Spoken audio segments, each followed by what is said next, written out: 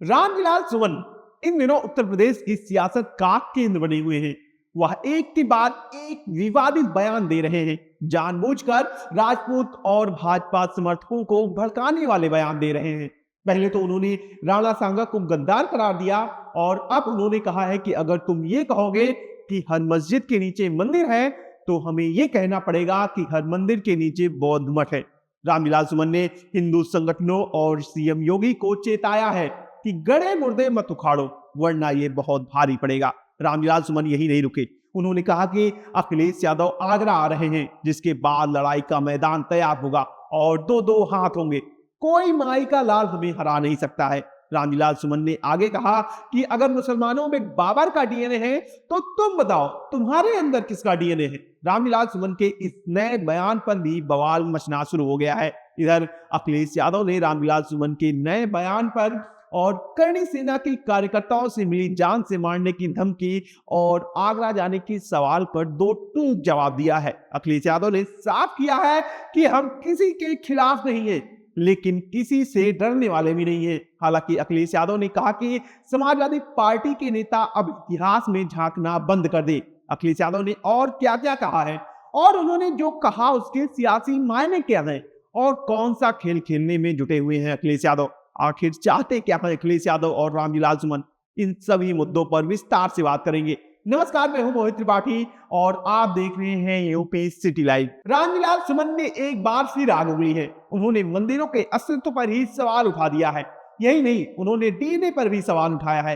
हालांकि अखिलेश यादव को रामविलास सुमन का यह बयान पसंद नहीं आया है, इसीलिए उन्होंने इतिहास खंगालने वाले नेताओं को चेताया है। अखिलेश यादव ने कहा कि अभी मैंने उनका बयान नहीं सुना है, लेकिन मैं सभी समाजवादी लोगों से यही कहूंगा कि इतिहास की कोई बात न करे। आज हमारे साथ अन्याय हो रहा है, हम जहां जाते हैं उस जगह को गंगा जल से धोया जा रहा है। एक तरफ अखिलेश यादव मंदिरों के अस्तित्व जैसे संवेदनशील मुद्दों पर सवाल उठाने पर नसीहत देते दिख रहे हैं, दूसरी तरफ ठाकुर वर्सेस दलित ओबीसी के मुद्दे को जोर शोर से उठा रहे हैं। वह करणी सेना और मुख्यमंत्री योगी आदित्यनाथ पर चुन चुन कर हमले कर रहे हैं। अखिलेश यादव ने करणी सेना के कार्यकर्ता से मिली गोली मारने की धमकी पर कहा कि तुम सोचते हो कि गोली मारने की धमकी देकर डरा दोगे, लेकिन हम किसी से घबराने वाले नहीं हैं। इनकी नीयत तो हमें उसी दिन पता चल गई थी जिस दिन हमसे एनएसजी की सुरक्षा छीन ली गई थी। रामविलास सुमन के समर्थन में आगरा जाने के सवाल पर अखिलेश यादव ने कहा कि मैं आगरा जाऊंगा, जरूर जाऊंगा, लेकिन भीड़ के साथ नहीं जाऊंगा जैसे ये लोग गए थे। अखिलेश यादव ने कहा कि हम लोग किसी के खिलाफ नहीं हैं, लेकिन किसी से डरने वाले भी नहीं हैं। एक तरफ अखिलेश यादव रामविलास सुमन को नसीहत दे रहे हैं कि इतिहास को खंगालना बंद करना चाहिए, दूसरी तरफ करणी सेना के मैटर पर उनसे मिलने, उनके घर जाने की भी बात कर रहे हैं। कह रहे हैं कि मैं किसी से डरने वाला नहीं हूं, रामविलास सुमन से मिलने जरूर जाऊंगा। साथ ही यह भी कह रहे हैं कि मैं जिस भी मंदिर में जाता हूं उसे गंगा जल से धुला जाता है। यह भी कहते हैं कि हम दलित पिछड़ों के साथ लंबे समय से ऐसा ही होता आया है, यह लंबी लड़ाई है। दरअसल लोकसभा चुनाव के समय से ही अखिलेश यादव 3 वोट बैंक दलित, पिछड़ा और अल्पसंख्यक को साधने में लगे हुए हैं। अखिलेश का पिछड़ा और अल्पसंख्यक वोट बैंक तो मजबूत है, लेकिन पिछड़ों में उनकी पकड़ अब भी थोड़ा कमजोर है।